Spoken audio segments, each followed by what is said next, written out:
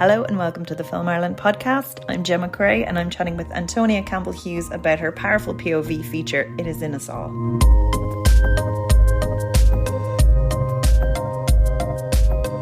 First up, huge congratulations. I think the last time we were chatting, you were in the process of filming and COVID had just started. And what this film is very much so a COVID film in that it's so claustrophobic.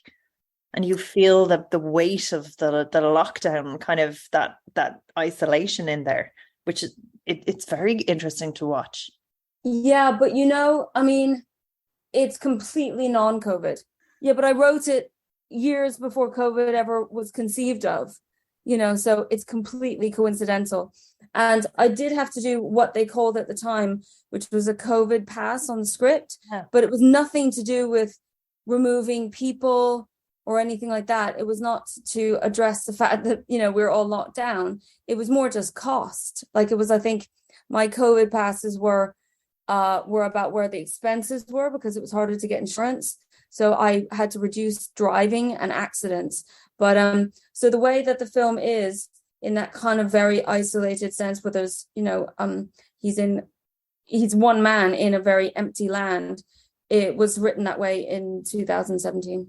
So that's perfect. So you've hit the zeitgeist on the head without... I'm always one step ahead. Woohoo! So tell me a little bit about the themes of this project and about developing it, because it's very like that. It's a very kind of like one man's internal journey, physicalized with his relationship with this child, with this kind of young boy that represents everything sort of in a way he's not, but it's so tense and it's beautiful to watch, but like you're kind of at the edge of your seat the whole time. Tell me about developing him as a character and how much changed from draft to draft. I suppose when across the board there's certain things in the world about Homo sapiens and human dynamics that intrigue me, and that will probably be a constant from until I die. There's certain things, the way in which we coexist is something that's always perplexing. And so then when you have what you have as the opportunity as a filmmaker, as a platform by which to navigate and investigate these kind of things that you find confusing or perplexing or just or fascinating.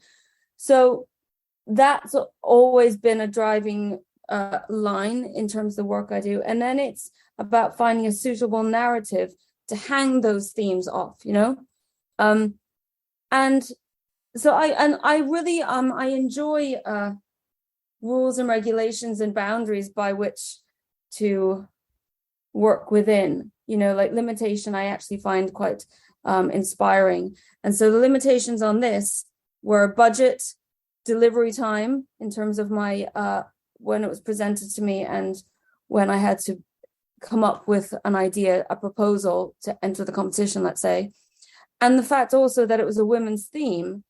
And so I naturally, for some reason, when I sit down to write, tend to write my own history with, loosely as a male protagonist. And I kind of say, why is that? That's going to be difficult if it's a women's scheme.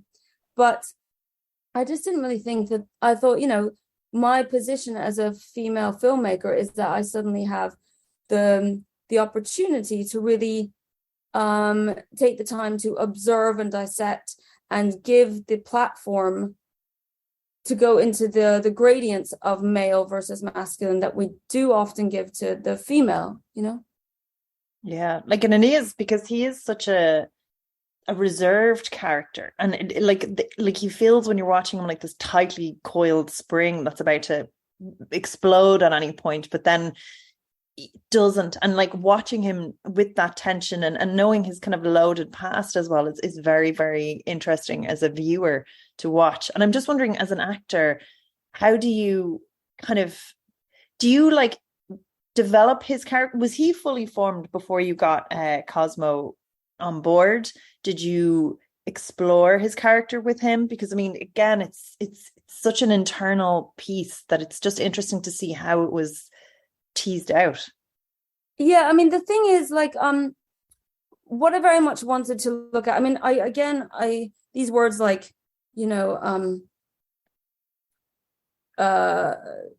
the impact of the patriarchy on the male and all that is really interesting, because we know what patriarchal impact on femininity and female is, but it does also, I was very interested in how it affects men, and about how they have to, male masculine has to fit into a kind of this characterization. And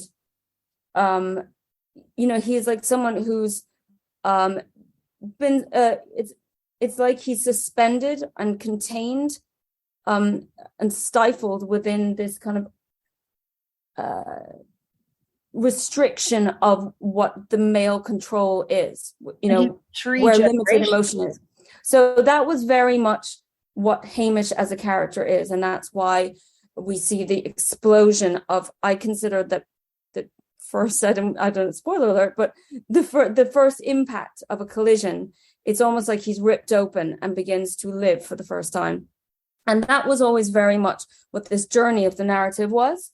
But I do believe, as an actor and as a writer and director, that a character is on the page, but it becomes something slightly more depending on who embodies it.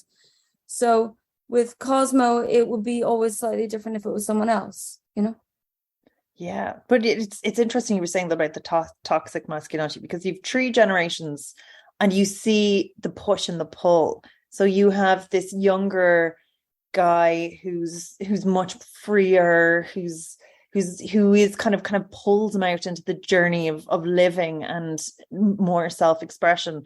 And then you have like that kind of unseen hand of the violent, oppressive, like, and they're not, he's actually violent or not, but like that kind of brute force of the father, the patriarch, the businessman, and you have like, the kind of controlling force of that, and the expectations put upon him from that. And like, it's a very interesting to watch how stifled he is sort of by both, and how the younger kid kind of puts a mirror up to him and reveals how unhappy he is. But it's an interesting thing, but it's also done through such subtle dynamics. And how do you kind of build up the chemistry there as well?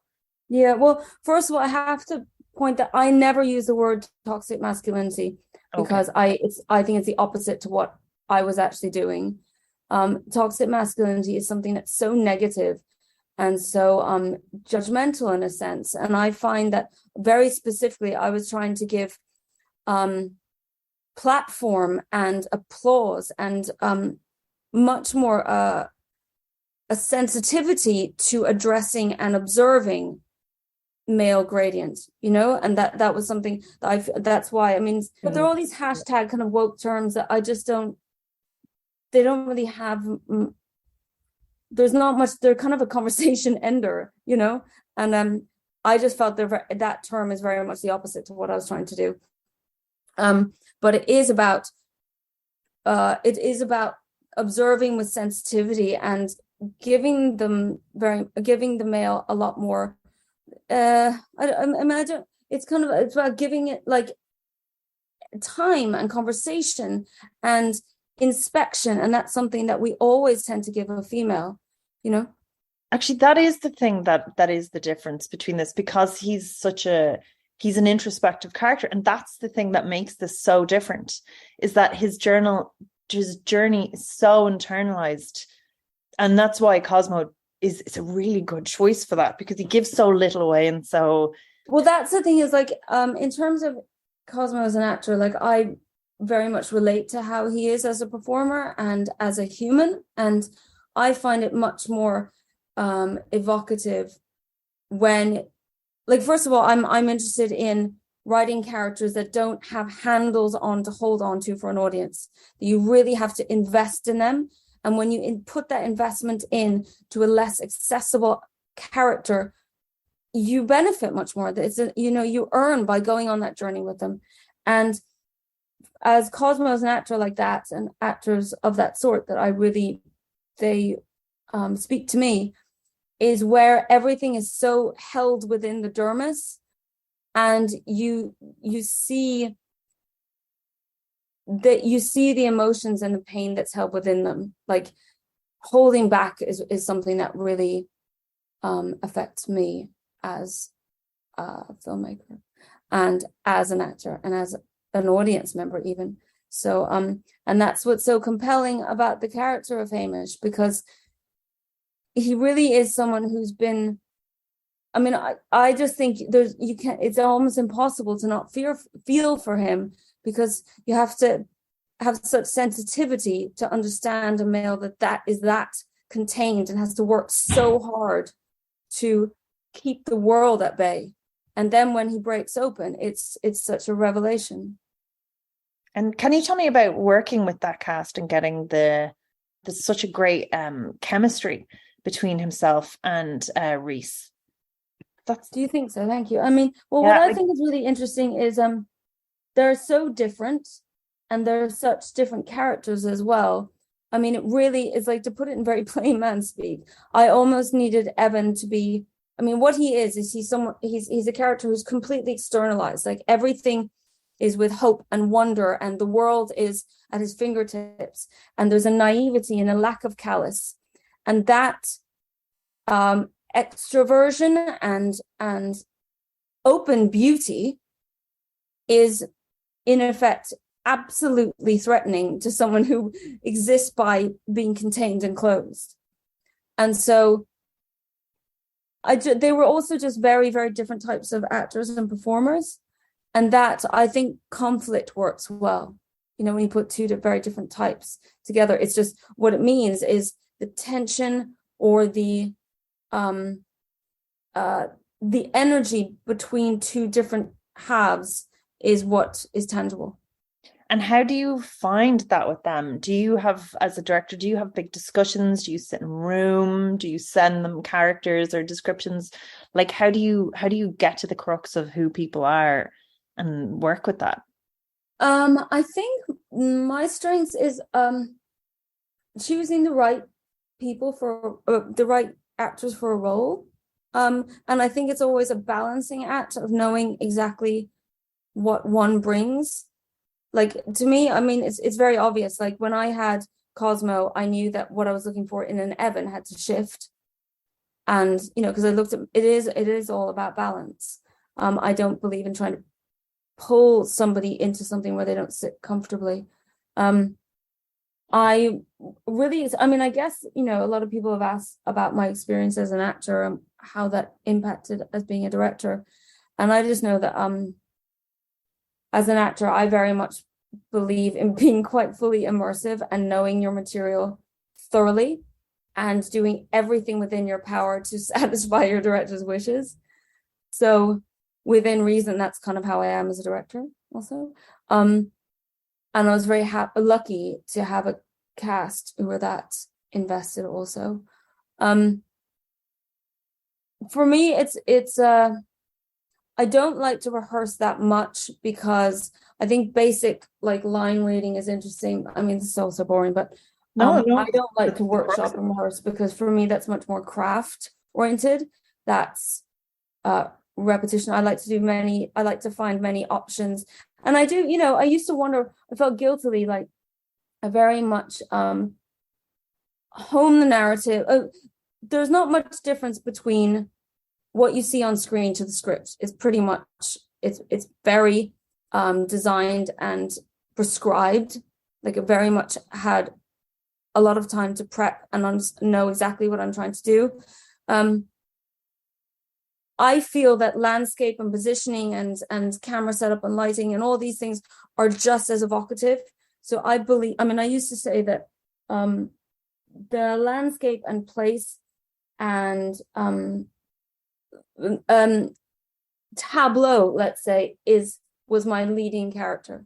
Yeah, actually, I had that as one of my notes, where I was like, capturing that sense of place.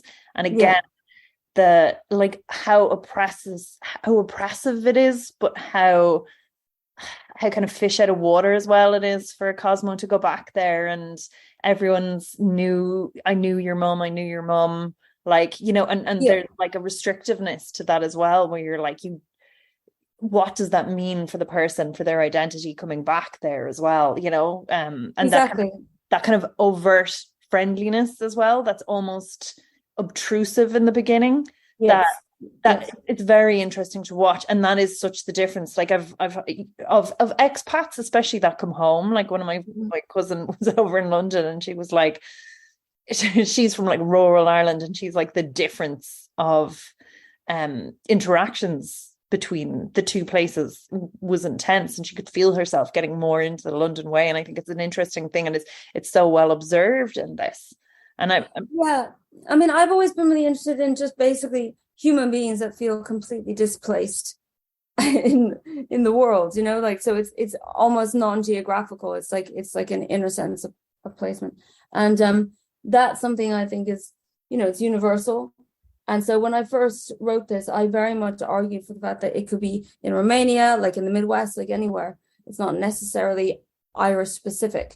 And it is about one human's sense of dislocation. And that comes from an individual who's never been quite seen. And that's what we see very much with the character of Hamish. And, how his father treats him is that he's a man who's been emasculated from birth, if you will. And that is, I actually write that as being, it's gender irrelevant and it's age irrelevant, because when he starts to become, he kind of becomes quite infantile. And, we see that because he spends time with children, but that's because he's having to catch up and become a fully engaged adult male in this very short period of time. And I've always said it's science fiction, and I see that because the sense of place is somewhere I really knew. That's why my first short is kind of exploring that. I think some environments are so other, and we can be touched by things that are so incremental and hard to specify, that these are the moments that are quite explosive in our lives, that make us feel completely human, and where there's such a core vitality as a human being, rather than the big life events that we're meant to celebrate. Like I think it's the tiny moments that make everything far more magical. Sounds such a twee word, but yes. So anyway, to create that, very much what I worked on for so long was to create the visual tonality, which is a combination between landscape, set design, how to shoot it, how to give distance, and to make it feel almost like an alien experience from a viewer's position. And then you drop your human being in the alien landscape. And that actually, how do you achieve the aesthetic? Like, how do you decide on it? What was your points of reference when you're chatting to your DOP? How do you create the world? There was lots of various things. I mean, like, I reference a lot of photographers I was quite interested in. There is we shot in a kind of, there's a distance with the camera. Like there were fairly lots of wides, and then only at times we pop in for very deep close-ups.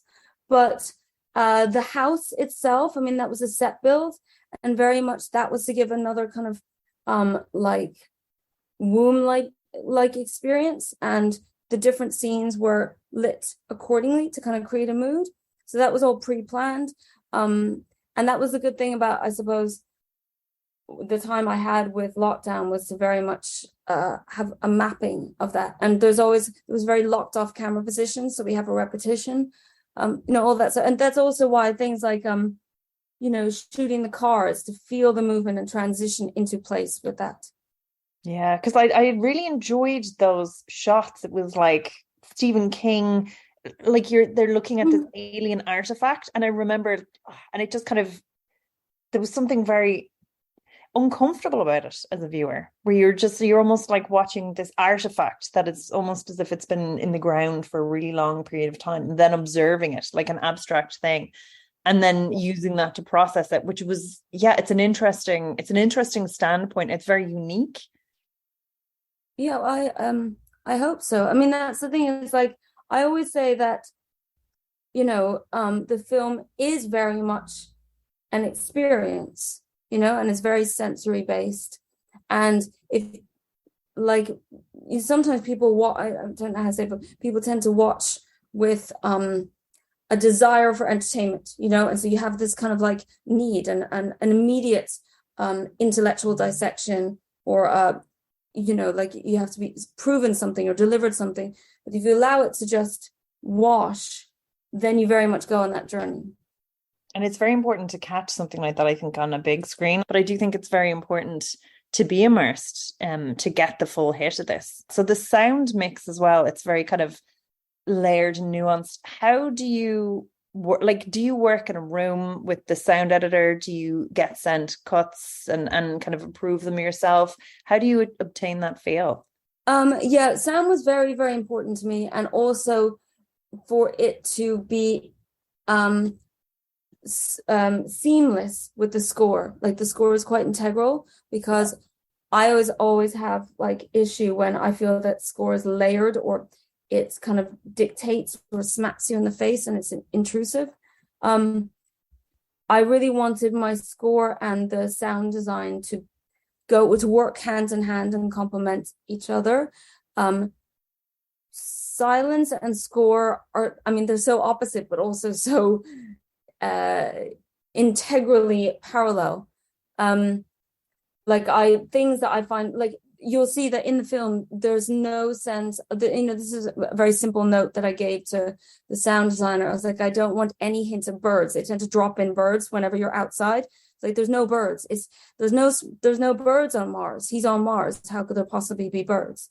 It's only at the very, very end that you'll detect some birds chirping, because that shows a new beginning. It's very important. And obvious things, like, I'm trying to keep it as low level as possible, like doors creaking. It just sounds so artificial to me.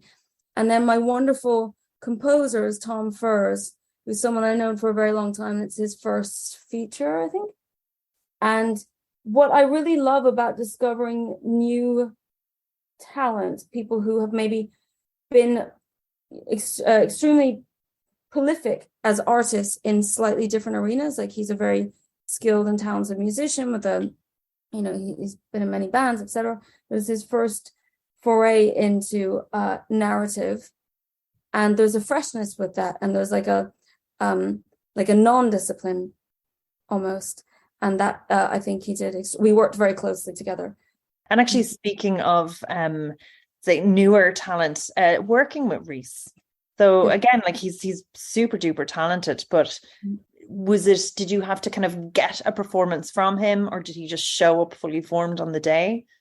No, I mean, casting Evan was a long, long, long process. I looked at so many people, and I knew there was a quality I was looking for that was like, I wanted, because I mean, sometimes, I always like to avoid stereotype, and I wanted someone that was not like an Irish boy racer or young youth stereotype. I wanted a boy who was almost like a mini Adonis, and very self-aware of their own power as a beauty. There's something that is kind of comes with youth, and that's almost quite feminine, that we associate with young females. And for his posturing and his peacocking to be something that would truly unsettle another male who's so restricted.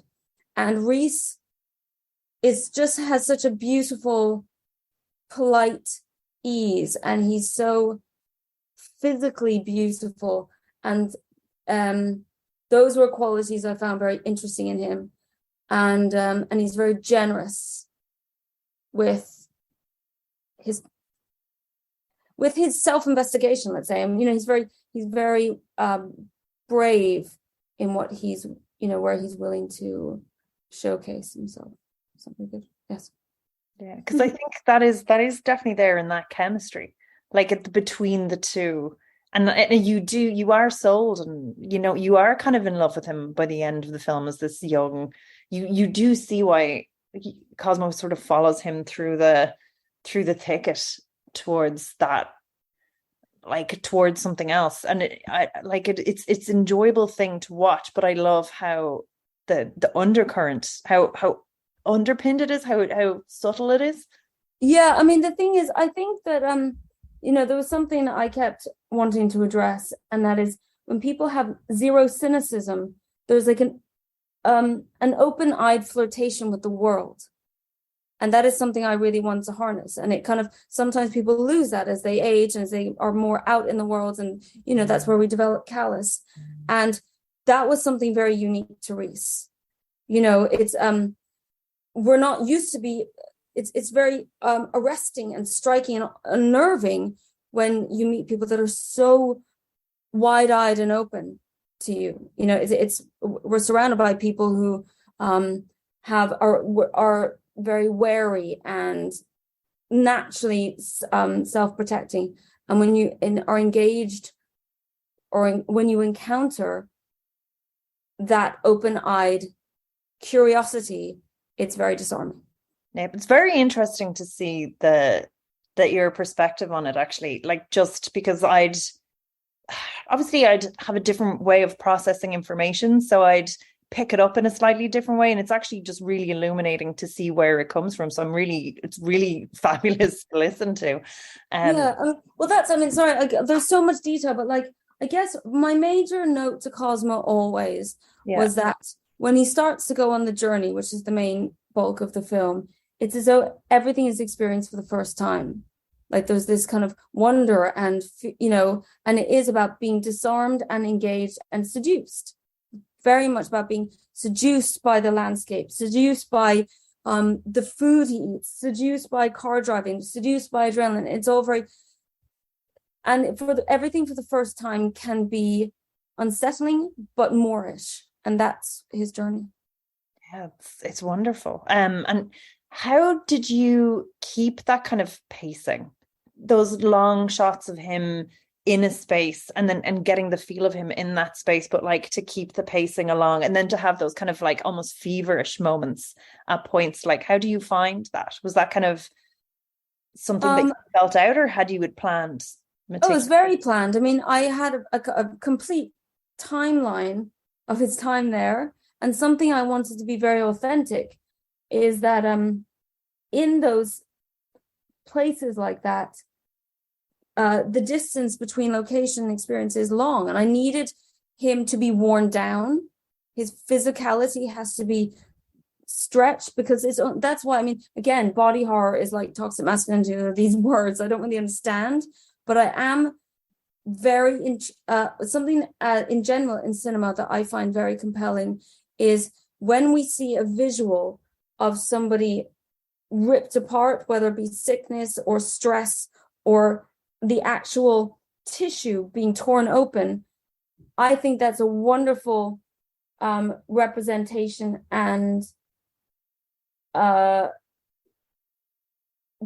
poetic way of showing emotion. Like, you know, I mean, it's the classic Agnes Varda. If you tore open the insides, you'd see landscapes. I mean, that's very much what I value in cinema. And I find that his hulking physicality being battered is very much an analogy of what he's experiencing as a human. Yeah. Well, thank you so much. It's so fascinating to pick your brain on this, because it's great to see like a little bit how the sausage is made. So thank you so much for chatting with us. No problem. Thank you. Best of luck. I'm sure this will get a fabulous set of reviews again. It's so brilliantly tense, and the performances are just amazing. It's so gorgeous and rich. So congratulations. Thank you. Yes, I hope people, I mean, I find it, people ask me a lot what I expect people to take away from it. And I think it makes you fall in love with humanity in a sense. Yeah. That's a lovely thing to have right now, because I think we need that. But thank you so much, and good luck, and thank you. Thanks.